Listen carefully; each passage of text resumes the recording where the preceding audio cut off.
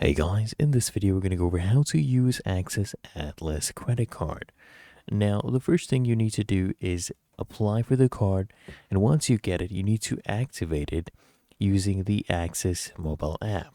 Okay, internet banking or at an ATM.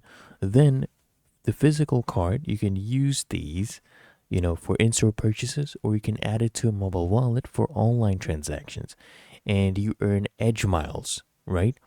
On your travel spends and other purchases, which can be transferred to partner programs for flights and even hotels as well. Okay, and to redeem miles, you use the Access Bank mobile app or the Travel Edge portal.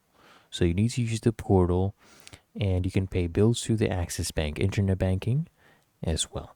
But otherwise, it's really that easy. So if you found this video helpful, make sure you smash that like button and subscribe to frequently asked questions.